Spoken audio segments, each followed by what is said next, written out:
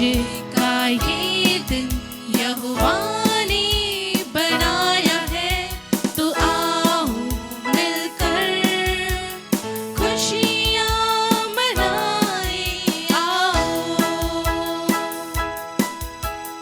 आज का ये दिन यहोवा ने बनाया है, तो आओ मिलकर खुशियाँ मनाएं। आओ तो मिलकर हम सब नाचें, तो मिलकर हम सब गाएं। धन्यवाद हो, धन्यवाद हो, धन्यवाद हो तेरा, धन्यवाद हो, धन्यवाद हो, मैं हूँ तेरा। आज के दिन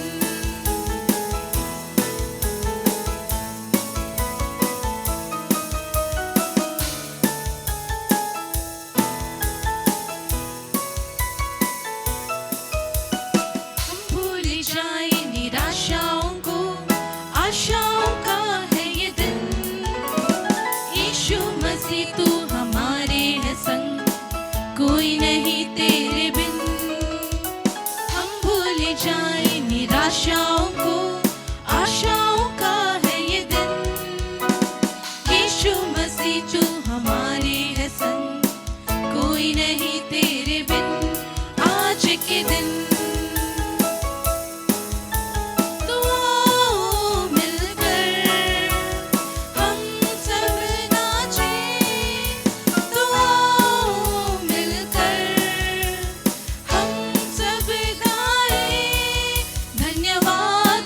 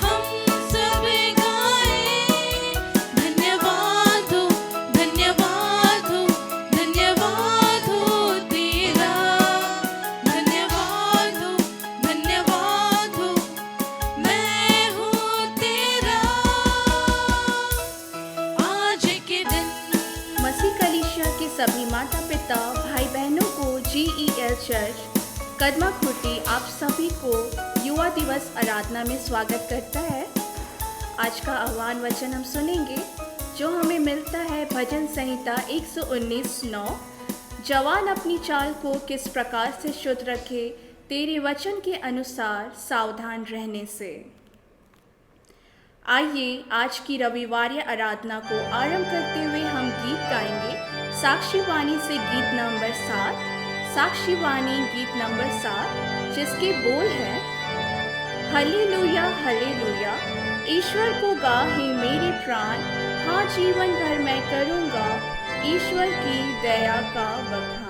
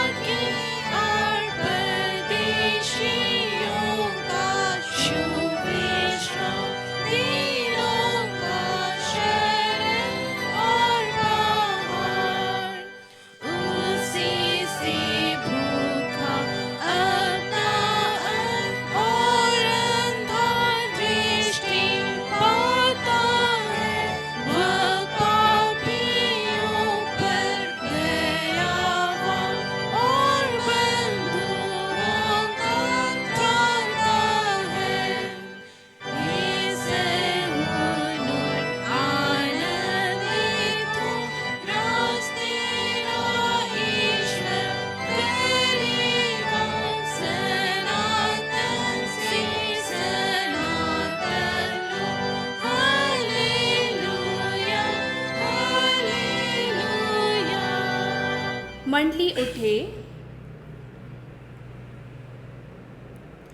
परमेश्वर पिता, पुत्र और पवित्र आत्मा के नाम से आमीन।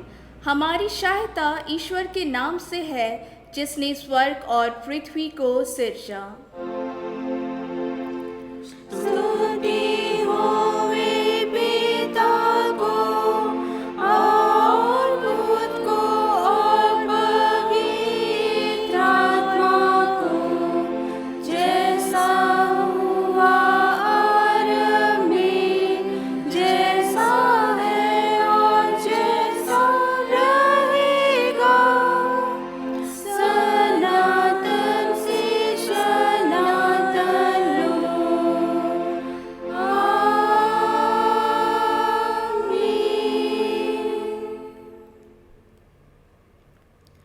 हम ईश्वर के सामने अपने पापों को दीनताई से मान ले।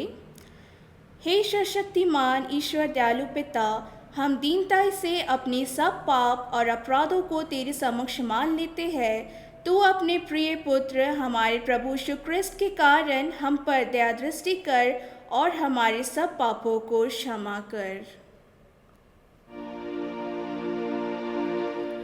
कर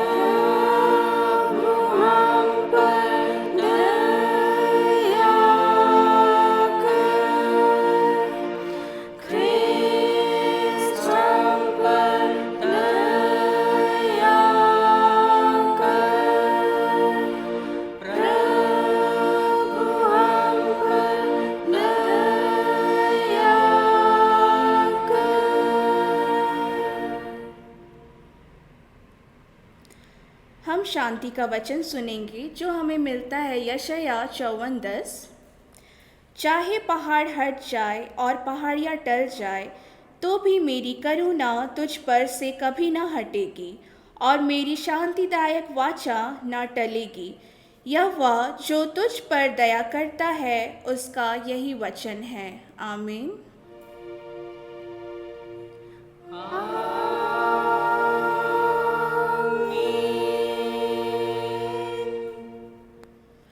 मंडली उठे।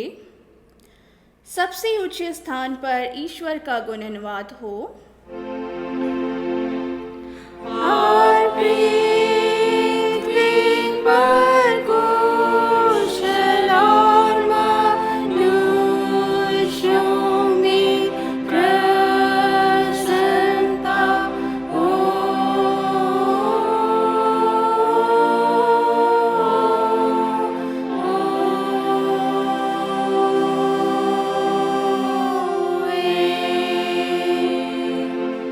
प्रभु आपके संग हो।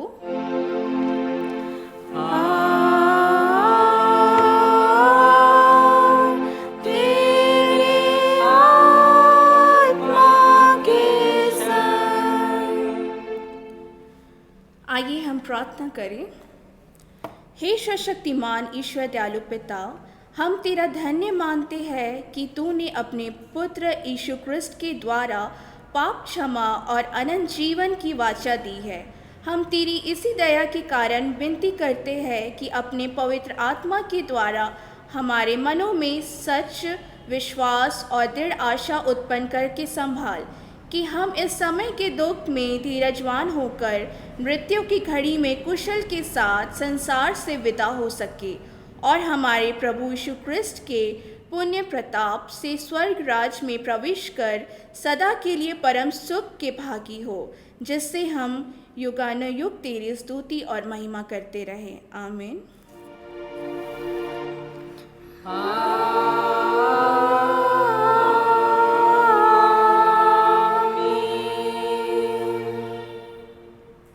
आज का ठहराया हुआ पहला पाठ वचन जो हमें मिलता है इफिसियों की पत्री उसका 5 अध्याय उसके 10 से 15 तक। इफिसी 5 अध्याय उसका 10 से 15 उसमें इस प्रकार लिखा है, और यह परखो कि प्रभु को क्या भाता है, अंधकार के निष्फल कामों में सहभागी ना हो, वरन उन पर उल्हाना दो, क्योंकि उनके गुप्त कामों की चर्चा की लज्जा की बात है। पर जितने कामों पर उल्हाना दिया जाता है वे सब ज्योति से प्रकट होते हैं, क्योंकि जो सब कुछ को प्रकट करता है वह ज्योति है। इस कारण वह कहता है, हे सोने वालों, जाग और मुर्दों में से जी उठ, तू मसीह की ज्योति तुझ पर चमकेगी। इसलिए ध्यान से देखो कि कैसी चाल चलते हो, निर्बुद्धियों के समान नहीं पर बुद्धिमानों के समान चलो। अवसर को बहुमूल्य समझो, क्योंकि दिन बुरे हैं। आमीन। तेरा धन्यवाद हो हे क्रिस्त यीशु। हालेलुया। Hallelujah, hallelujah, hallelujah.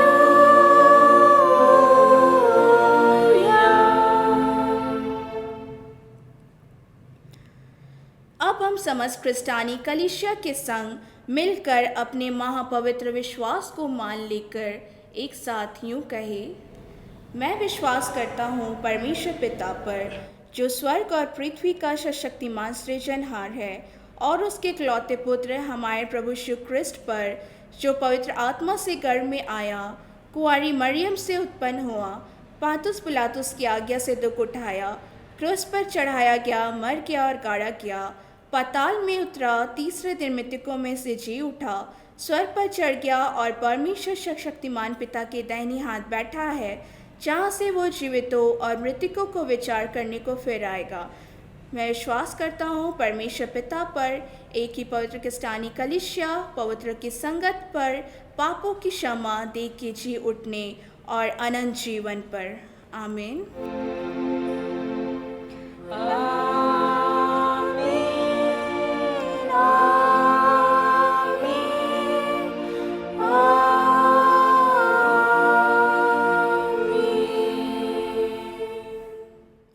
इस वक्त प्रतिवाद वचन पढ़ा जाएगा, जिसमें अगुआ को मैं पढ़ूंगा, मंडली को आप सभी पढ़ेंगे, जो स्क्रीन पर लिखा हुआ आएगा, और अंतिम पद को हम एक साथ पढ़ेंगे।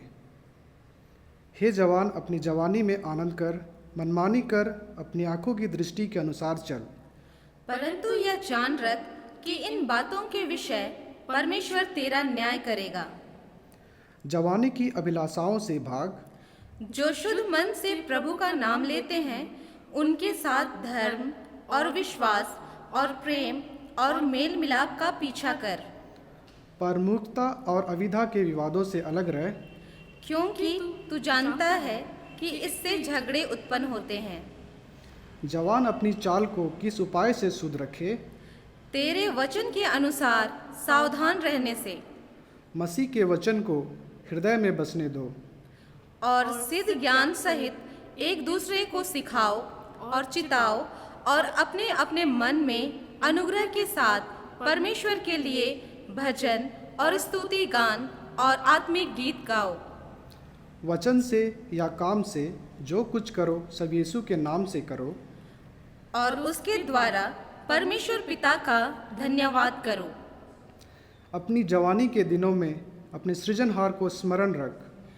मैंने तेरे वचन को अपने हृदय में रख छोड़ा है कि तेरे विरुद्ध पाप ना करूं।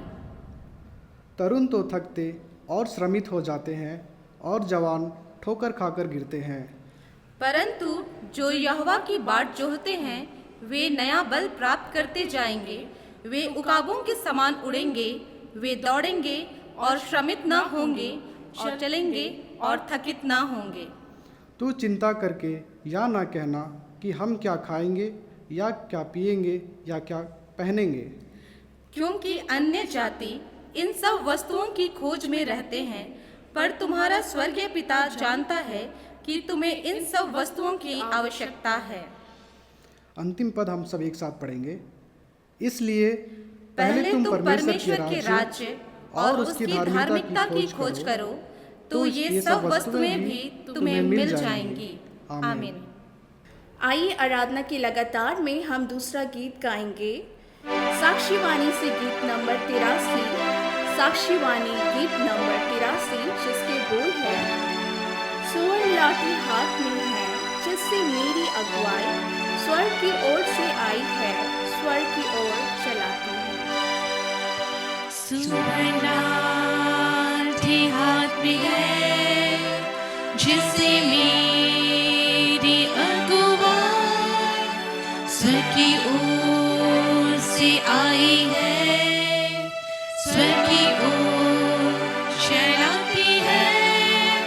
लाठियाँ विश्वास मेरा यात्रा में वह है संभालती, और जब तू आवेगी मुझे भी बचावेगी।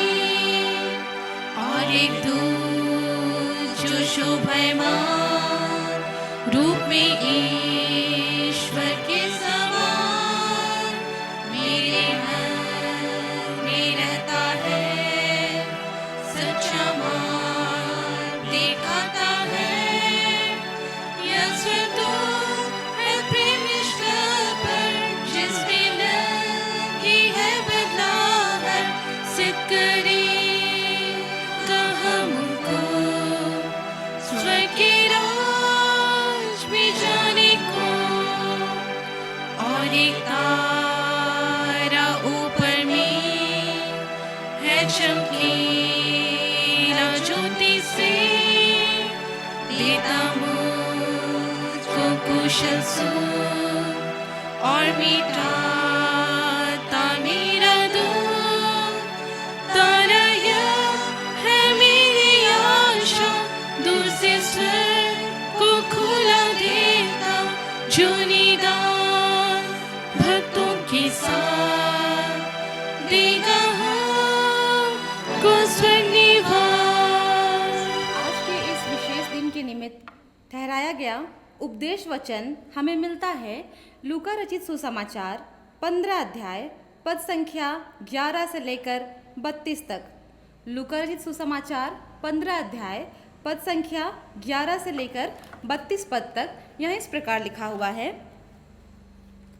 फिर उसने कहा, किसी मनुष्य के 2 पुत्र थे। उनमें से छोटे ने पिता से कहा, हे पिता, संपत्ति में से जो मेरा भाग है वह मुझे दे दीजिए।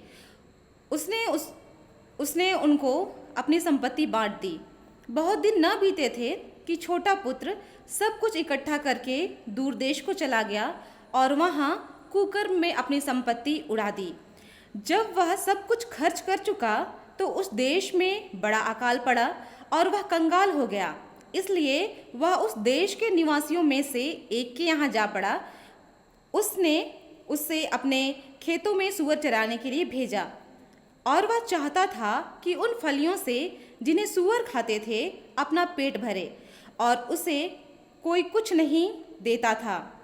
जब वह अपने आपे में आया तब कहने लगा, मेरे पिता के कितने ही मजदूरों को भोजन से अधिक रोटी मिलती है और मैं यहाँ भूखा मर रहा हूँ। मैं अब उठकर अपने पिता के पास जाऊँगा और उससे कहूँगा कि पिताजी, मैंने स्वर्ग के विरोध में और तेरी दृष्टि में पाप किया है। अब इस योग्य नहीं रहा कि तेरा पुत्र कहलाऊं।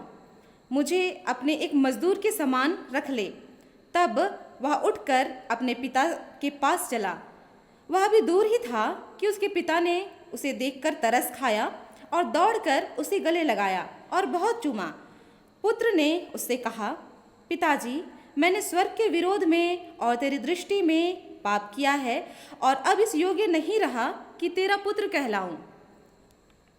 परंतु पिता ने अपने दासों से कहा, झट अच्छे से अच्छा वस्त्र निकालकर उसे पहनाओ और उसके हाथों में अंगूठी और पाँवों में जूतियाँ पहनाओ और पला हुआ पशु लाकर मारो, ताकि हम खाएं और आनंद मनाएं।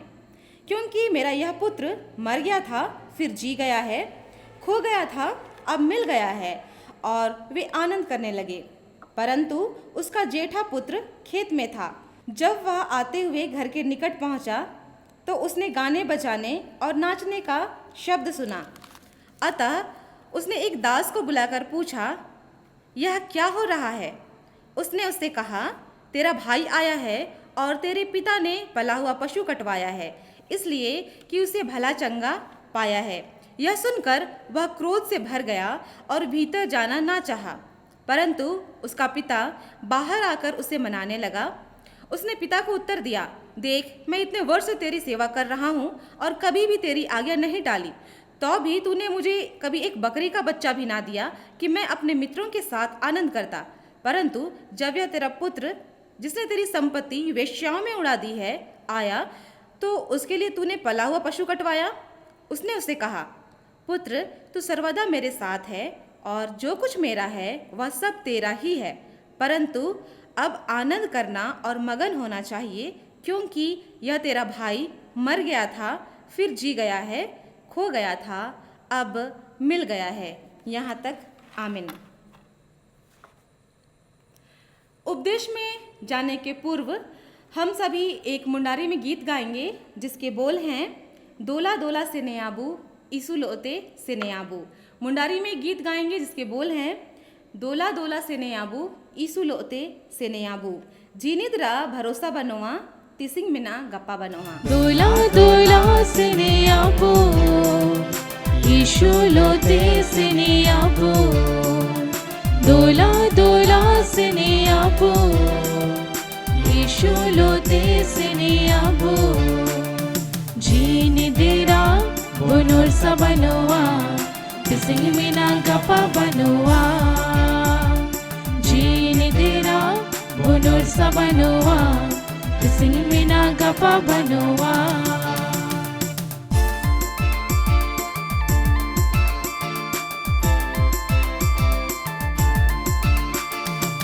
ईशोनु तुमरे मिना क्षमा, ईशोनु तुमरे मिना जीवन, ईशोनु तुमरे मिना क्षमा, ईशोनु तुमरे मिना जीवन. जीने देरा bunur sabanua, tising mina gapa banua. जीने देरा bunur sabanua, tising mina gapa banua. Dula dula sini abu, Ishulo te sini abu. Dula dula sini abu, Ishulo te sini abu. Jini dera bunur sabanua, tising mina gapa banua. Jini dera bunur sabanua, tising mina gapa banua.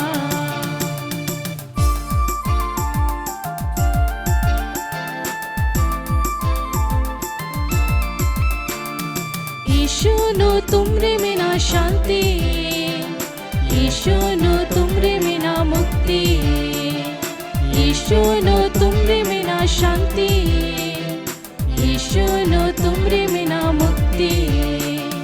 जीने देरा bunur sabanua, tising mina gapa banua.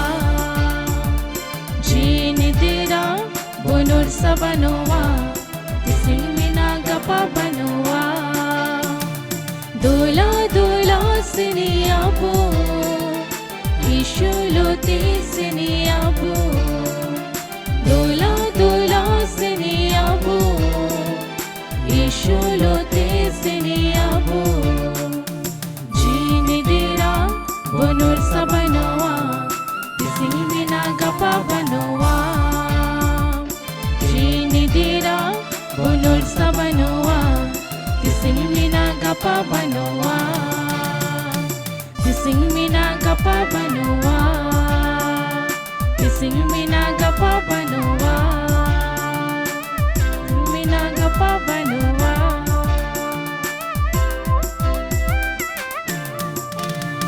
आइए उपदेश में जाने से पूर्व हम प्रार्थना करें। हे जीवित सामर्थी प्रेमी प्रभु, हम हृदय की गहराई से आपका धन्यवाद करते हैं कि इस वर्ष भी हम इस युवा रविवार को पूरे कलिसिया एक साथ मना पाते हैं। हे प्रभु, इस विपरीत परिस्थिति में भी हम आपके अनुग्रह से जीवित पाए जाते हैं और इस उत्तम घड़ी में आप पहुँचे हैं। प्रेमी पिता, हम अपने आप को पूर्णतः तेरे हाथों में समर्पित करते हैं और धन्यवाद का बलिदान तुझे चढ़ाते हैं। साथ ही साथ प्रभु, हम अपनी सारी गलतियों को जो अब तक हमने किए हैं, अपने बोली वचन से, अपने कामों से, अपने विचारों से, पिता, उन सभी गलतियों को तेरे सम्मुख मानते हैं और प्रार्थना करते हैं आज के लिए जो तूने विशेष वचन ठहराया है उसे हम अधिकाई से समझने पाएँ, गहन मनन चिंतन करने पाएँ और उसके द्वारा तू जो आशीष हमें देना चाहता है उसे हम अपने जीवन में देखने पाएँ। हे पिता, हम आपके अनुग्रह से आपकी इच्छा के अनुसार चलने पाएँ और साथ ही साथ प्रभु, हम आपके नाम की बड़ी महिमा करने पाएँ, आपके वचन को फैला पाएँ और हे पिता, तेरे स्वर्ग के राज्य की भागी बनने पाएँ। सारी बातों को फिर से तेरे हाथ में सौंपते हुए धन्यवाद के साथ दीनताई की प्रार्थना प्रभु यीशु के नाम में मांगते हैं। दया से सुनिए और स्वर्ग के राज्य में अनुग्रह से ग्रहण कर लीजिए। आमीन।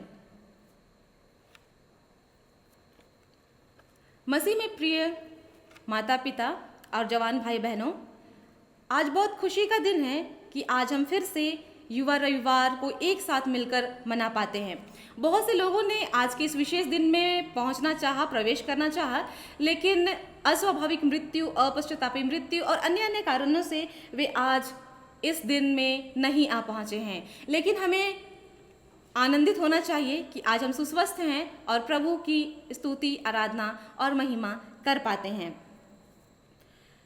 आज के जो उपदेश वचन में हमें बतलाया गया है, जो जैसा कि हमने पढ़ा लूका रचित सुसमाचार उसका 15 अध्याय पद संख्या 11 से 32, इसमें उड़ाऊ पुत्र का दृष्टांत दिया हुआ है जो कि हम बहुत समय से या फिर काफ़ी बार इसके विषय में सुन चुके हैं और इसके बारे में चर्चाएं करते रहते हैं।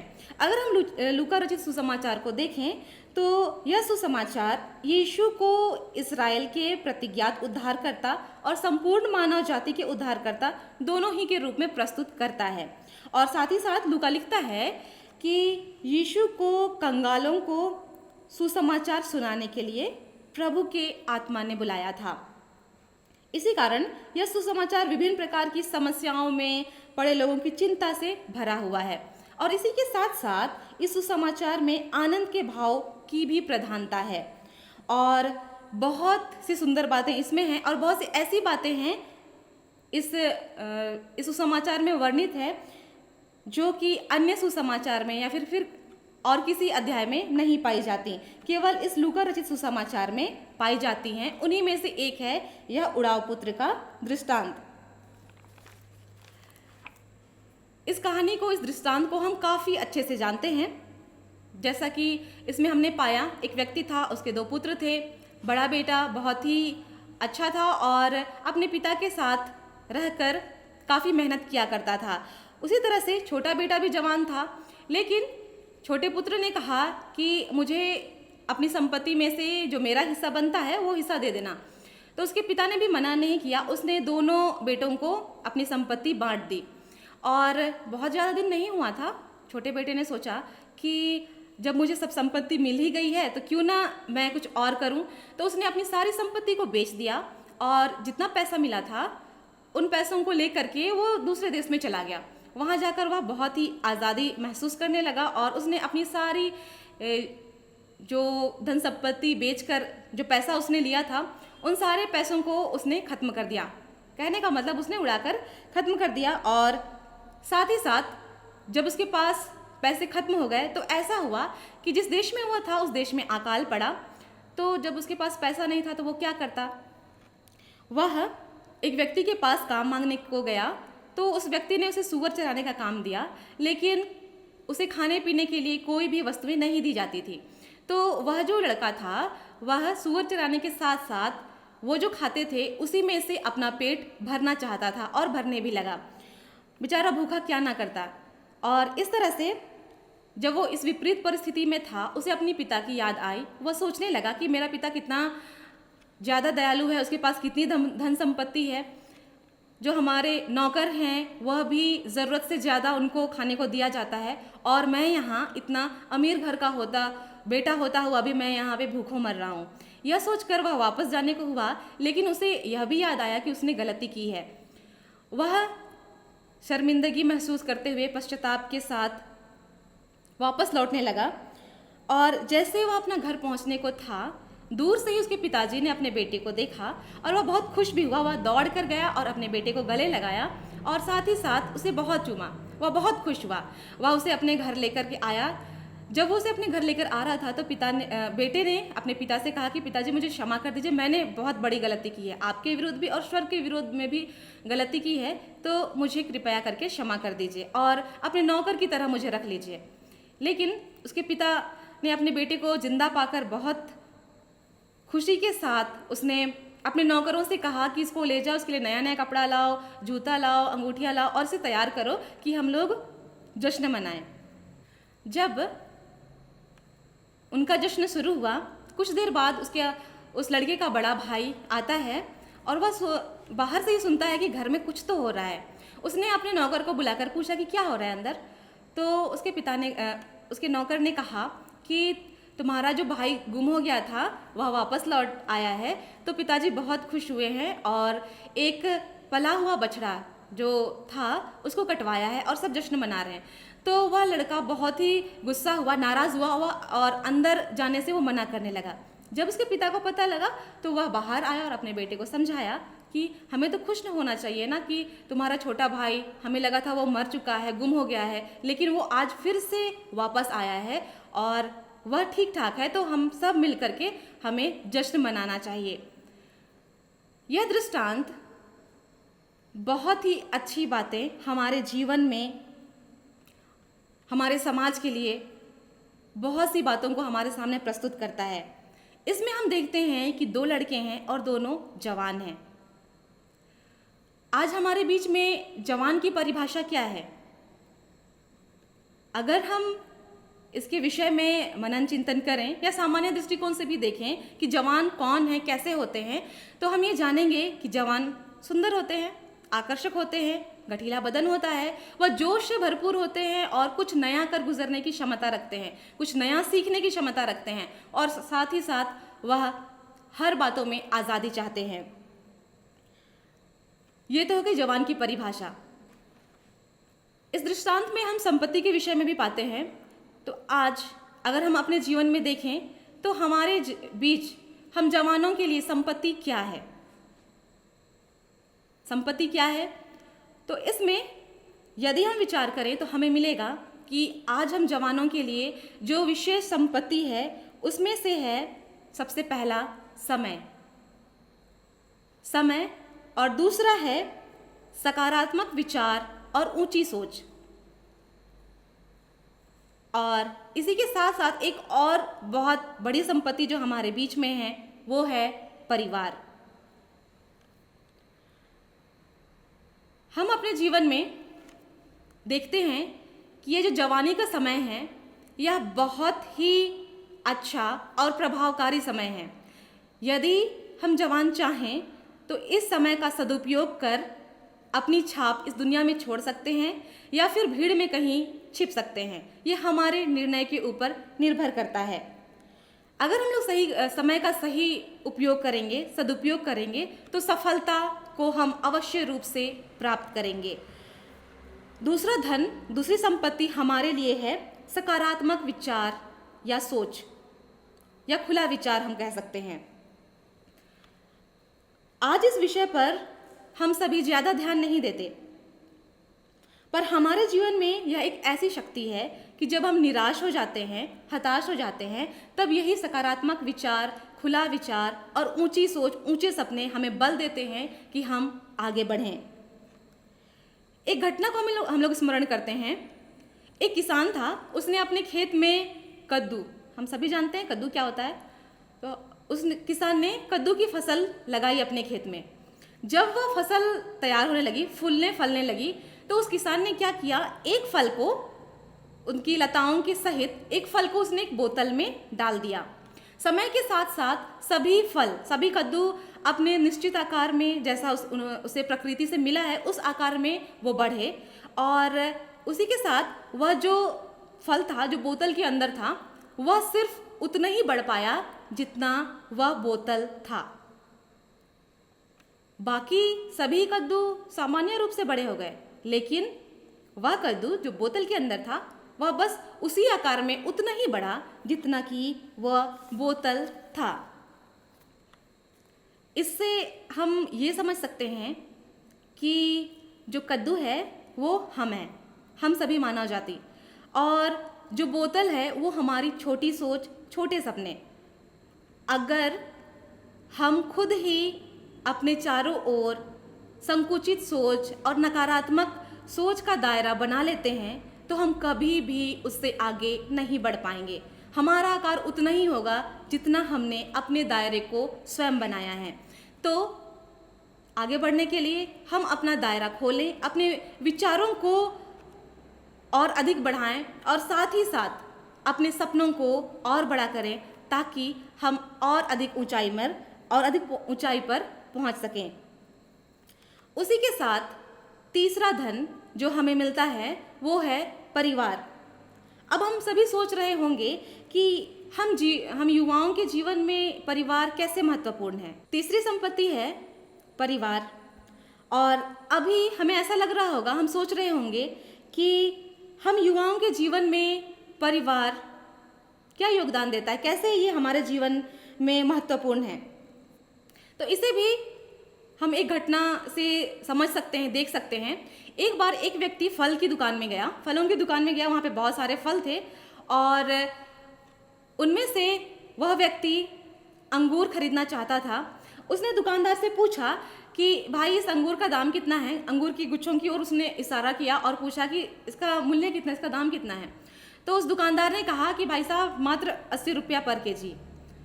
तब वह व्यक्ति, उसने देखा कि जहाँ फलों की दुकान है ठीक उसी दुकान में किनारे के साइड पे 2 जगह और अंगूर रखे हुए थे। तो उस व्यक्ति ने दुकानदार से फिर पूछा, इन दोनों का क्या मूल्य है? तब उस दुकानदार ने कहा, उन दोनों अंगूर के गुच्छों की ओर, उन अंगूर के ढेरों की ओर उसने इशारा किया और कहा कि भाई साहब, ये 50 रुपया और ये 30 रुपये केजी। वह व्यक्ति बहुत ही कंफ्यूज हो गया, थोड़ा सोचने लगा कि दुकानदार से उसने पूछा कि भाई साहब, ये अंगूर तो सब एक ही जैसे हैं, लेकिन इनके दाम में इतना अंतर क्यों? तब उस दुकानदार ने समझाया कि भाई साहब देखिए, वो क्या है कि ये जो 80 रुपया किलो वाला अंगूर है वह गुच्छों में है और बहुत सुंदर है, और ये जो 50 रुपया है उसमें गुच्छे थोड़े छोटे हैं, और ये जो 30 रुपया वाला है वो तो अपने गुच्छे से बिल्कुल अलग हो चुके हैं, मतलब अकेले अकेले हैं, केवल वो एक एक फल उसमें रह गया था। तो यहाँ विचार करने वाली बात यह है कि जब कोई फल, अंगूर को ही अगर हम लोग ले लें, अपने गुच्छों में रहता है तो उसकी कीमत बढ़ी हुई रहती है, और जब वो अकेला हो जाता है तो उसकी कीमत घट गई। तो ऐसे ही हमारे जीवन में भी है। अगर हम अपने परिवार के साथ एक साथ रहते हैं, मिलकर रहते हैं, तो हमारा मूल्य समाज में या फिर हमारी सोच, हमारी विचारधारा, जब हम लोग निराश होते हैं तब यदि हम परिवार के साथ में हैं तो हम गिरने से बचते हैं, गलत मार्गों में जाने से बचते हैं। हम एक साथ मिलकर अपने परिवार के लोगों के सहयोग के द्वारा, अपने दोस्तों के सहयोग के द्वारा आगे बढ़ पाते हैं। वहीं अगर हम लोग अकेले चलना चाहते हैं, कहीं ना कहीं हम निराशाओं का शिकार हो जाते हैं। ऐसे ही हुआ इस, अगर उड़ाऊ पुत्र का अगर हम लोग दृष्टांत देखेंगे तो उसमें छोटे बेटे के साथ यही हुआ। वह अपने माता पिता, अपने पिता, अपने भाई से अलग होकर दूर देश गया। आज़ादी का जीवन तो उसने जिया, लेकिन अंततः वह कंगाल होकर वापस लौटा। इस तरह हम देखते हैं कि हमारे जीवन में, वर्तमान परिस्थिति में, सांसारिक धन और आत्मिक धन के रूप में समय, हमारी अच्छी सोच, सकारात्मक सोच और हमारा परिवार हमारे साथ है। तो आज हम युवाओं को चाहिए कि हम प्रार्थना के साथ प्रभु में आगे बढ़ें। ऐसी परिस्थिति में जब हम इस उड़ाऊ पुत्र के दृष्टांत को देखते हैं तो हम पाते हैं कि उस व्यक्ति के दोनों बेटे जवान थे, दोनों में खूबियाँ, जवानी की खूबियाँ बखूबी मौजूद थी। एक ने पिता के साथ खूब मेहनत किया, दूसरे ने अपनी संपत्ति, अपने हिस्से की सारी संपत्ति को बेच दी और पैसों को व्यर्थ गंवा दिया। लेकिन जब छोटा बेटा पछताकर वापस आया, पिता ने उसे ग्रहण किया, तो बड़े बेटे ने नाराजगी जताई, लेकिन फिर भी दोनों में कोई ना कोई कमी होने के बावजूद पिता ने उन्हें अपनाया और एक समान दोनों को प्यार किया। आज हमारे बीच ये सवाल है कि आज हम कहाँ हैं? क्या हम भी उड़ाऊ पुत्र की तरह भटके हुए हैं, या बड़े बेटे की तरह जब हमारे घर में कुछ सुधार की बातें होती हैं, हमारे समाज में कुछ सुधार की बातें होती हैं तो हम लोग नाराज़गी जाहिर करते हैं? क्या करते हैं? आज के समय में अगर हम लोग युवा भाई बहनों को देखेंगे तो सभी खुश नज़र आते हैं, चेहरे से सभी सुंदर नज़र आते हैं, लेकिन अगर हम लोग उनके जीवन में गहन अध्ययन करें, हम लोग गंभीरता से उनके जीवन में देखें तो अधिकतर युवा भाई बहन आज अवसाद से ग्रसित हैं, तनाव में हैं, मानसिक तौर पर बहुत ही ज़्यादा परेशान हैं। ये सवाल आता है क्यों? जब हम लोग दानियल के जीवन को देखते हैं तो उसने राजा के भोजन में से खाने को मना कर दिया था, ऐशो आराम के लिए मना कर दिया था, और तब वह परमेश्वर को प्रिय लगने वाला अपना जीवन वह जी पाया था। लेकिन आज अगर कोई जवान ऐसे रास्तों को अपनाता है तो हम उसे मूर्ख, निर्बुद्धि और ना जाने क्या क्या कहते हैं। आज हमारे बीच जो जवान हैं, निराशाओं में उनका जीवन व्यतीत करने का एक अहम कारण ये भी है कि जब वे कुछ नया करना चाहते हैं या फिर अपने सपनों की ओर आगे बढ़ना चाहते हैं तो हमारे आसपास के लोग, हमारे बड़े सलाह देने में बहुत ही अपने आप को गौरवान्वित महसूस करते हैं। कहते हैं कि तुम रेलवे की तैयारी करो, सीआरपीएफ का फॉर्म भरो, बैंकिंग की तैयारी करो और ना जाने क्या क्या। लेकिन जब भाई बहन तैयार हो जाते हैं कि हाँ हम इन चीज़ों का तैयारी करेंगे, आप सहयोग करें, जहाँ सहयोग करने की बात आती है हम किनारा करने लगते हैं। और उसी के साथ साथ हम ये भी कह देते हैं अरे तुम इतने बड़े हो गए हो, तुम कर लोगे, और अगर तुम्हारा हो गया तो बहुत अच्छी बात, और नहीं हुआ तो प्रभु की मर्जी। आज हम कहाँ हैं? जब सहयोग करने की बात आती है, एक साथ चलने की बात आती है, तो हम किनारा कर लेते हैं। जब खाली बैठते हैं तो हम सलाह देने लगते हैं, और जब कुछ परेशानी आने लगती है तो प्रभु की मर्जी। तो इन सारी बातों को देखते हुए जवानों के जीवन में, जवानों के मस्तिष्क में क्या असर पड़ता है, शायद इस ओर हम कभी ध्यान नहीं दे पाते। अगर सारी चीज़ों को जवान अकेले ही कर लेते, अकेले ही वे सब कुछ कर लेते, तो परिवार की क्या आवश्यकता थी? परमेश्वर ने मनुष्य को एक सामाजिक प्राणी बनाया है, तो क्यों कर केवल जवान अपनी जिम्मेदारियों को उठाएं? अगर यह बात बिल्कुल हमारे जीवन में दिखती है कि अगर जवान अकेले चलते हैं तो वो कहीं ना कोई गलती कर बैठते हैं, तो ऐसी स्थिति में कोई मार्गदर्शक, कोई सहयोगी हमें चाहिए होता है। अगर हम लोग बाइबल में देखें, नए नियम की पुस्तक में से यूहन्ना रचित सुसमाचार 11वां अध्याय का 39 पद में देखेंगे, यहाँ लाजर की मृत्यु के विषय में दिया हुआ है।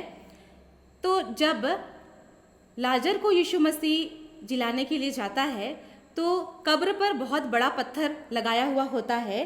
तो यीशु ने वहाँ पे कहा, हम ये साफ साफ लिखा हुआ पाएंगे यूहन्ना रचित सुसमाचार 11 अध्याय उसका 39 पद में, यीशु ने कहा पत्थर हटाओ।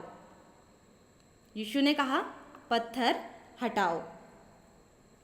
अगर इसी तरह हम लोग आगे देखेंगे, यूहन्ना 6वां अध्याय पद संख्या 8 से 13 में, वहाँ 5000 लोगों को रोटी और मछली खिलाने की बात कही गई है। तो वहाँ भी जब सब भूखे थे तो यीशु मसीह ने पूछा था कि तुम्हारे पास खाने को क्या है। तो वहाँ पर उसके एक चेले ने कहा कि यहाँ पे एक लड़का है, उसके पास जौ की 5 रोटी और 2 मछली है। तब यीशु मसीह ने उसे लेकर के प्रार्थना की, धन्यवाद दिया, और उसी में से बहुत सारे रोटी और मछलियों के द्वारा लोगों की भूख शांत की गई। उसी तरह एक और आश्चर्यकर्म यीशु का काना नगर में जब उसने पानी को दाखरस में बदला था, तब पर भी वहाँ पे कहा गया था, यीशु मसीह ने कहा था कि घड़ों में पानी भर दो। इन उदाहरणों को देने का मकसद यही है कि यीशु मसीह स्वयं परमेश्वर का पुत्र, अगर वो चाहता तो सारे काम वो अकेले कर सकता था। वह इतना सामर्थी है, उसने क्यों कहा कि कब्र से पत्थर हटाओ? वह चाहता तो खुद ही बोलता और वो हट जाता। वह चाहता तो खुद ही घड़ों में पानी की जगह दाखरस भर जाता। वह चाहता तो खुद ही प्रार्थना करके सबको रोटी और मछली खिला सकता था। वह क्यों दूसरों का सहायता लिया? वह यह बतलाने की कोशिश कर रहा है कि जब मनुष्य सामाजिक प्राणी है तो एक दूसरे के साथ मिलकर, एक साथ रहकर, एक दूसरे का सहयोग करते हुए हम आगे बढ़ें। तो जब यीशु मसीह मनुष्य रूप में था, तब उसने इन नमूनों को प्रस्तुत किया। तो आज हम मनुष्य होकर क्यों एक दूसरे की मदद ना करें? हम बड़े हैं तो हम युवाओं की मदद करें, हम युवा हैं तो हम अपने समाज में रहने वाले लोगों की मदद करें, बड़ों की मदद करें, और इस तरह से हम आगे बढ़ें। आज हम सभी युवा भी चाहते हैं कि हमारे साथ भी कोई आकर बैठे, हमारे बड़े बुजुर्ग, हमारे माता पिता हमसे ये पूछें कि तुम्हारी पढ़ाई कैसे चल रही है, तुम्हारा सपना क्या है, तुम आगे क्या करना चाहते हो।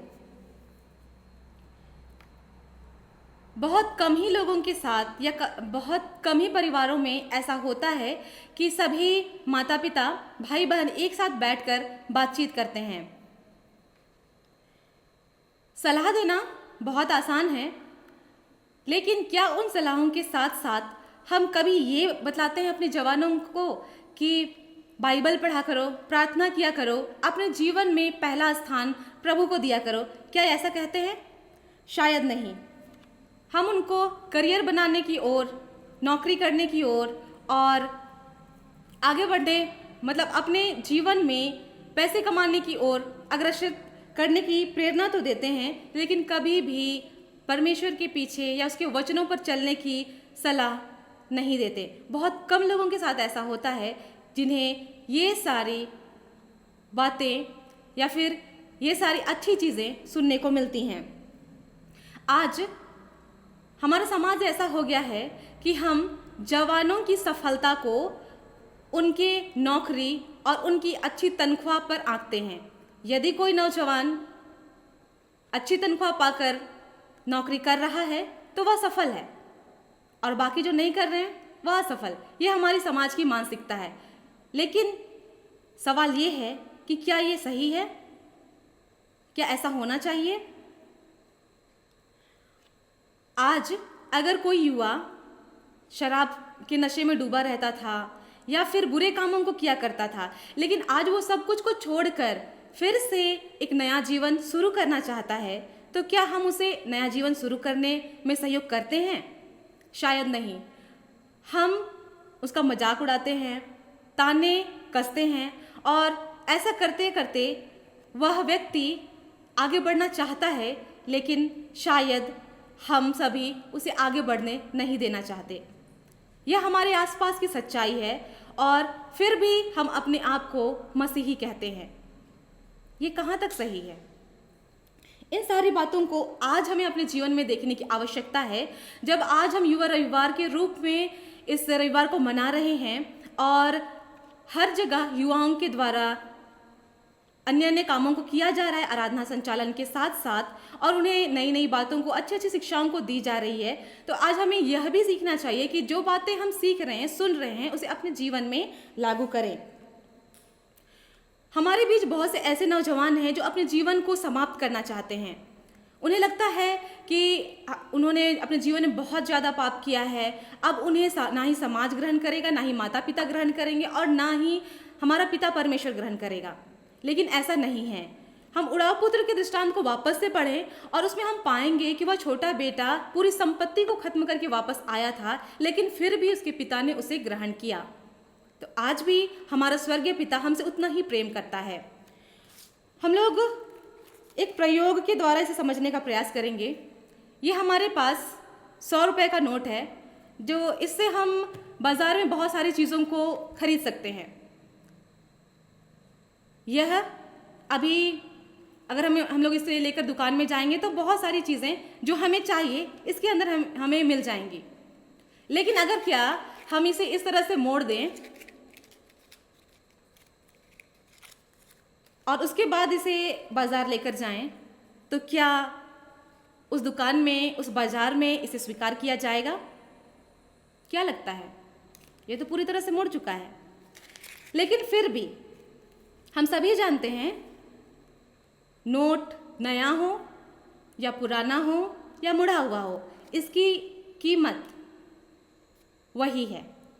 अगर हम बिल्कुल नए 100 का नोट लेकर के दुकान में जाते हैं तो भी हम सामान खरीद सकते हैं। इस तरह से कुचला हुआ, मुड़ा हुआ 100 का नोट लेकर के जाते हैं, तब भी हमें इससे वही सामान मिल सकता है। इसकी वैल्यू कम नहीं हुई है।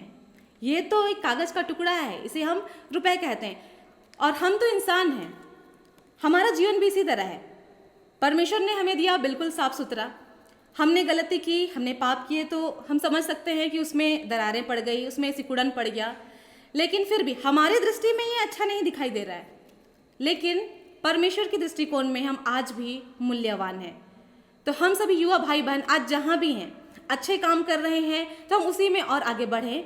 और अगर हमें लगता है कि हम बुरे कामों में फंसे हुए हैं, नशा कर रहे हैं और हमें वापस लौटने की ज़रूरत है, लेकिन संकोचवश हम नहीं लौट पा रहे हैं, हम सोच रहे हैं कि पता नहीं हमें लोग ग्रहण करेंगे या नहीं करेंगे, लेकिन हमारा पिता परमेश्वर इतना दयालु है, हमसे इतना अधिक प्रेम करता है कि वह हमें अवश्य रूप से ग्रहण करेगा। हम उसके लिए, उसकी नज़रों में आज भी मूल्यवान हैं। तो आज हम सबों को एक युवा वर्ग होकर अपने सपनों को पूरा करने के लिए आगे बढ़ना चाहिए, अपनी सोच को बढ़ाना चाहिए, अपने सोचने का दायरा, अपने सपनों को ऊंचा रखना चाहिए, और उसी के साथ साथ सही दिशा में मेहनत करनी चाहिए। और इसके लिए यदि मार्गदर्शन की आवश्यकता हो तो हम अपने बड़े बुजुर्गों की सलाह लें, अपने अगुओं की सलाह लें, और साथ ही साथ इस बात को बिल्कुल ना भूलें कि पिता परमेश्वर हमसे प्रेम करता है और हमें अपने जीवन में पहला स्थान सिर्फ और सिर्फ प्रभु को देना है, और उसके बाद हम जो भी कार्य करेंगे वह सचमुच सफल होगा और फलवंत भी होगा। आज हम सभी एक बार फिर से जहाँ हैं वहाँ से मेहनत करना शुरू करें और प्रार्थना के साथ अपना जीवन आगे बढ़ाएं। प्रभु इस वचन पर बहुत आयत की आशीष दे। आमीन। आइए हम प्रार्थना करें। जीवित सामर्थ्य प्रेमी प्रभु, हम हृदय की गहराई से आपका धन्यवाद करते हैं कि आपने हमें उड़ाऊ पुत्र के दृष्टांत के विषय में अधिकारी से समझने में सहायता की। साथ ही साथ पिता, दानियल का जीवन जिस तरह से आपने हमारे सम्मुख रखा इन वचनों के द्वारा, पिता परमेश्वर, हम प्रार्थना करते हैं कि उसके जीवन से भी हम लोग सीखें, उड़ाऊ पुत्र के दृष्टांत से सीखें। और इसी के साथ साथ प्रभु, जवानों के लिए जो बातें कही गई हैं, जो बातें आपने हमारे जीवन के लिए बनाई हैं, उसको हम पहचान कर उसके पीछे चलने पाएँ। साथ ही साथ पिता, हम उन भाई बहनों के लिए प्रार्थना करते हैं जो अभी आपके पास आना चाहते हैं लेकिन संकोच वश नहीं आ पाते। प्रार्थना करते हैं कि वे भी आपके पास आने पाएँ और आपके प्रेम को पहचानने पाएँ। पिता परमेश्वर, हम प्रार्थना करते हैं हमारे मंडली में, हमारी कलिसिया में, हमारे समाज में जितने युवा भाई बहन हैं, पिता परमेश्वर उन्हें मेहनती हृदय प्रदान कर सही दिशा में वो प्रयास करने पाएँ, मेहनत करने पाएँ और अपने लक्ष्य को प्राप्त करने पाएँ। बुराई से सभी दूर रहें और हे पिता, इस बुरी परिस्थिति में भी एक दूसरे का सहयोग करते हुए हम आगे बढ़ने पाएँ। प्रेम प्रभु, सारी बातों को धन्यवाद के साथ तेरे चरणों में रखते हैं और प्रार्थना करते हैं कि आने वाले समय में हमारे जीवन के लिए जो आवश्यक है, जिन बातों को हमें सीखना ज़रूरी है, उन बातों को हम सीखने पाएँ, समझने पाएँ और तेरे राज्य की ओर बढ़ते चले जाएं। प्रेम प्रभु, यह दीनताई की प्रार्थना हम प्रभु यीशु के नाम में मांगते हैं। दया से सुनिए और स्वर्ग के राज्य में अनुग्रह से ग्रहण कर लीजिए। आमीन। और ईश्वर की शांति जो समस्त ज्ञान से ऊर्ध्व है, ख्रिस्त यीशु में प्रत्येक के हृदय और मन की रक्षा करे, अब से सनातन लो। आमीन। आराधना के लगातार में हम तीसरा गीत गाएंगे, दुरंगपुती से गीत नंबर 585, दुरंगपुती मोड़े से ऊपर हिस्सी मोड़िया, जिसके बोल है जीदन दा नामरे दो यीशु सार अरीदे। जीदन दा नामरे दो यीशु सार अरीदे, तेरे लिए तो सब नामिया, तू भी क्रूश करी विश्वासान मंती मार अरीदे, मार मार अरीदे, जीदन दा नामरे दो यीशु सार अरीदे, तेरे लिए तो सब नामिया, आगे बाबारू मला दिन जरा मारूं तो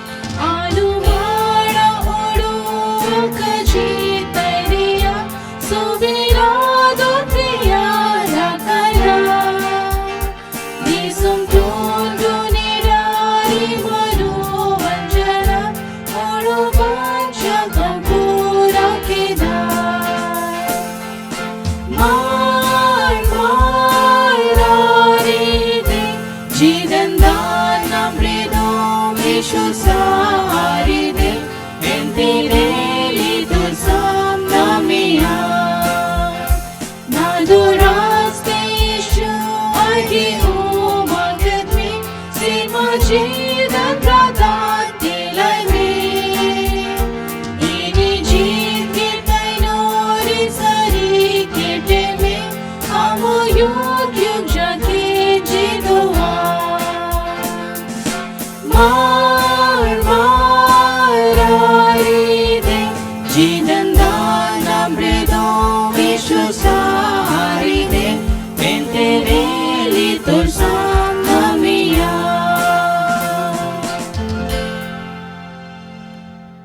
धन्यवाद के लिए हम सब खड़े हो जाएंगे।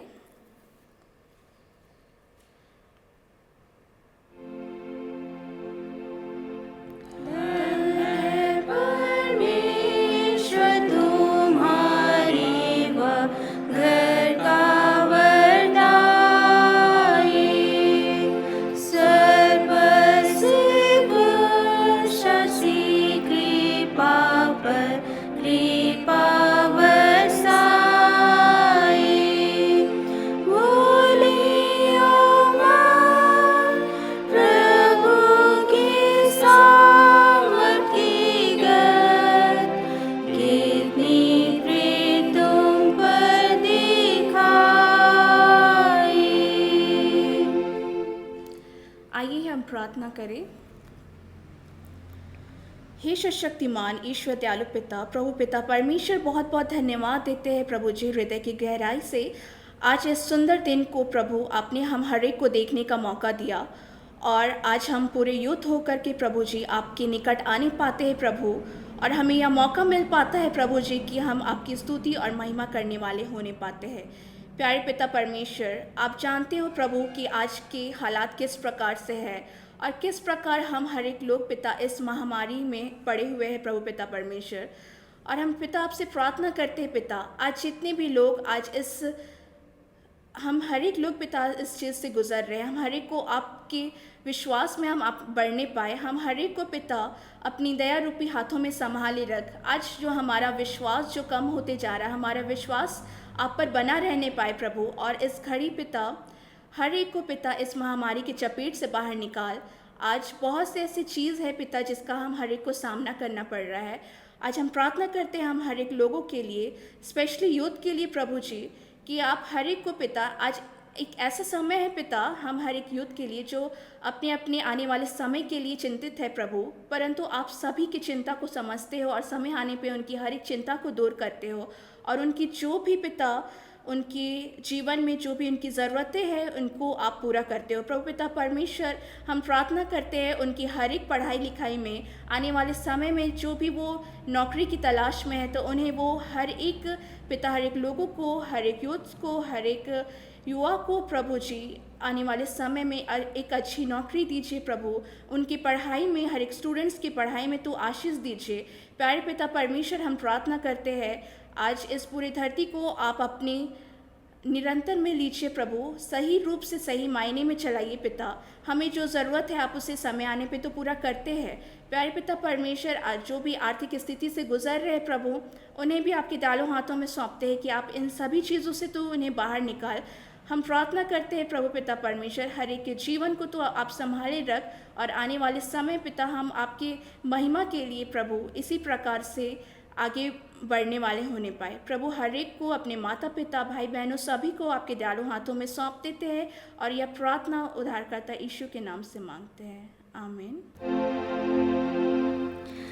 ईश्वर को धन्यवाद, पिता सराहा जावे, पुत्र को महानतम हो, धर्मात्मा स्तुति पावे, जो है और रहेगा जैसा वनित में था, त्रिएक परमेश्वर को प्रशंसा हो सदा।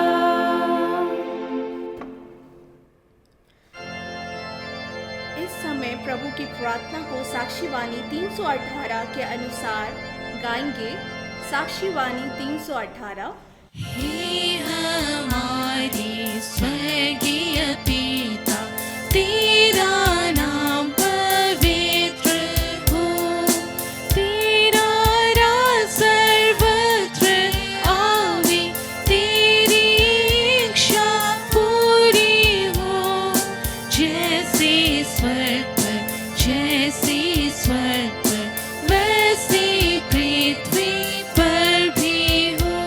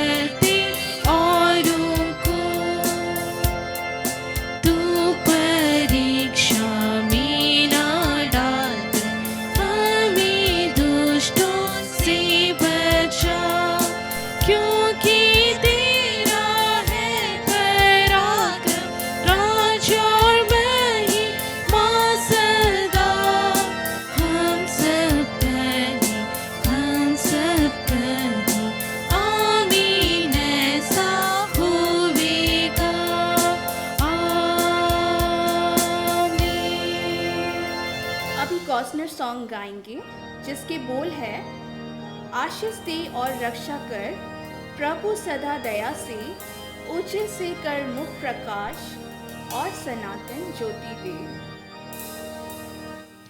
आशीष दे और रक्षा कर प्रभु सदा दया से, ऊंचे से कर मुख प्रकाश और सनातन ज्योति दे। प्यार और शांति हमें दे, जब है जग में साथ तेरे, पवित्र आत्मा ले चले हमें अनंत काल में। आमीन आमीन आमीन, स्तुति होवे इस नाम की, मुक्तिदाता यीशु की, जो है पहला और अंतिम। आप त्रिएक ईश्वर का आशीर्वाद विश्वास और दीन मन से मन ली ग्रहण करे। परमेश्वर तुझे आशीष दे और तेरी रक्षा करे। परमेश्वर अपना मुंह तुझ पर प्रकाश करे और तुझ पर अनुग्रह करे। परमेश्वर अपना मुंह तुझ पर प्रकाश करे और तुझे कुशल देवे। आमीन।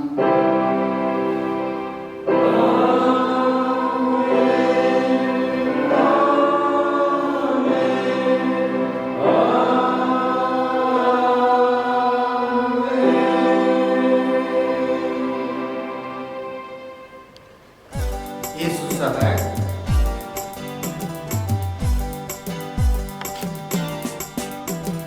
Alupe poro haga, alupe poro mesi, Yesu amaloge menai.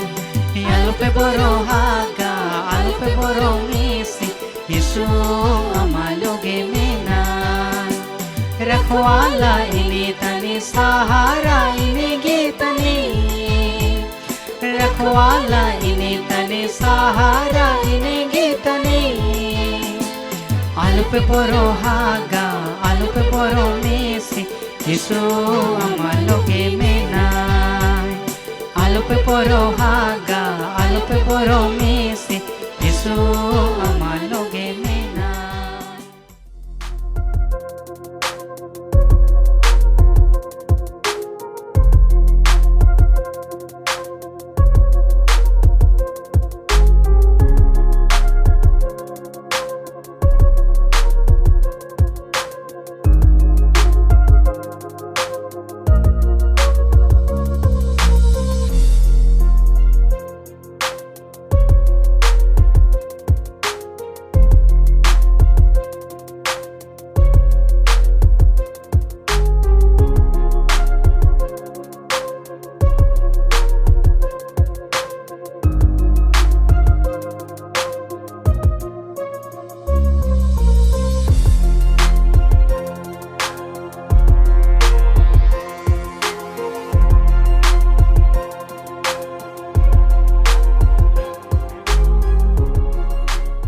आत्महत्या अर्थात खुदकुशी, ये शब्द सुनकर हम और आप कभी डर जाया करते थे, लेकिन आज ये शब्द हमारे बीच आम बात बन चुकी है। जब खुद की इच्छा पूरी ना हो सके, कोई रास्ता ना दिखे, केवल एक ही रास्ता बचता है, वो है आत्महत्या अर्थात स्वयं की खुशी। यूहन्ना 10:10 में बाइबल हमें बताती है, यीशु हमें जीवन देने के लिए इस दुनिया में आया। मेरे प्रियो, आइए हम इस बात को एक एक लोगों तक पहुंचाएं कि आत्महत्या करना या करने के लिए किसी को मजबूर करना कितना बड़ा अपराध है, जो परमेश्वर पिता के सामने ग्रहण योग्य नहीं। तो तैयार हो जाइए इस संदेश को सुनने और दूसरों को बांटने के लिए।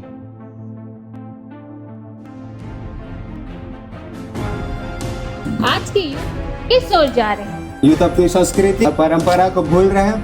क्या आपको नहीं लगता युद्ध दिशाहीन हो रहे हैं? क्या इससे समाज में दुष्प्रभाव नहीं पड़ रहा है? ऐसे ही कई सवालों और जवाबों को जानने की कोशिश करेंगे इस यूथ में टाटा नगर के साथ।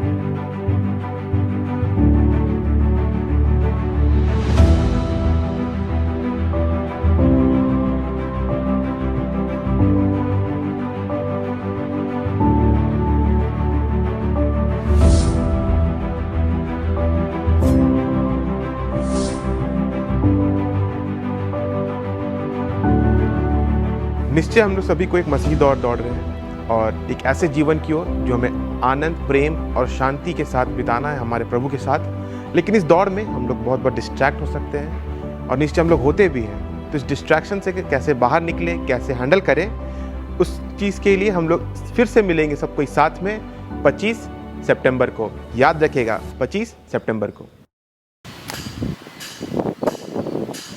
सबों को यीशु सहाय इविंग के द्वारा आयोजित युवा विशेष दिवस के अवसर पर हम कदमा संडे स्कूल और युवा संघ 3 पहलुओं पर बात करने वाले हैं: पर्यावरण, सामाजिक और धार्मिक। आज अधिकांश लोग जलवायु परिवर्तन को लेकर चिंतित नहीं हैं और हम इसे युवा मुद्दा भी नहीं मानते। लेकिन सच तो यह है कि हम युवा और हमारे आने वाली जो पीढ़ी है इस वैश्विक तपन और जलवायु परिवर्तन का शिकार होने वाले हैं। आज हम युवा वैश्विक नागरिकता की ओर बढ़ते जा रहे हैं। आज हम अपने शहरों को छोड़कर अन्य दूसरे शहरों और महानगरों में बसते जा रहे हैं। ये अच्छी बात है कि हम अब दूसरे शहरों में बस रहे हैं, लेकिन ऐसा लगता है कि हम अपनी विरासत को भूलते जा रहे हैं। बहुत से ऐसे युवा हैं जो अपनी संस्कृति को पसंद नहीं करते हैं, उसे पुरानी सोचते हैं और उसका हिस्सा बनना नहीं चाहते हैं। लेकिन ज़रूरी है कि हम अपनी विरासत को, अपनी संस्कृति को आधुनिकता के साथ अपने साथ बनाए रखें, उसे अपने साथ ले चलें। और बहुत से ऐसे युवा लोग हैं जो अपनी कलीसिया को भूल जा रहे हैं, प्रभु यीशु मसीह को भूल जा रहे हैं, अपनी मंडली के साथ जुड़ना नहीं चाहते। लेकिन ये ज़रूरी है क्योंकि यीशु मसीह हमारा आधार है, सत्य, मार्ग और जीवन यीशु मसीह ही है, हम जानते हैं। इसीलिए हमें यीशु मसीह के साथ बने रहना, अपनी कलीसिया के साथ, अपनी समाज के साथ जुड़ना है और हमें आगे बढ़ना है। इस यूथ वीक के दौरान हम लोग इन्हीं बातों पर चर्चा करेंगे। धन्यवाद।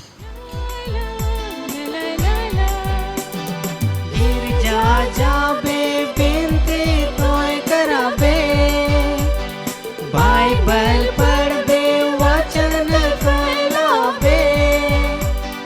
गिरजा जाबे बिनती तोय कराबे, बाइबल पढ़बे, वचन तो फैलाबे। रखवाला इनी तनी सहारा इनी गीतनी, रखवाला इनी तनी सहारा इनी गीतनी। अल्प बोरो हागा अल्प बोरो मीसे यीशु मालोगे मेना।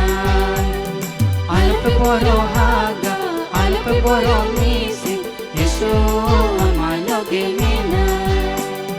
हे हे हे हे हे ला ला ला ला ला ला। हे हे हे हे हे ला ला ला ला ला ला। कंगाल मन के वचन तो सुनाबे, रोगी मन के सेवा तो कराबे। कंगाल मन के वचन तो सुनाबे, रोगी मन के सेवा तो कराबे। रखवाला इनी तनी सहारा इनी गीतनी, रखवाला इनी तनी सहारा इनी गीतनी। अल्प बोरो हागा अल्प बोरो मीसी यीशु अमालोगे मेना। अल्प बोरो हागा अल्प बोरो मीसी यीशु अमालोगे मेना।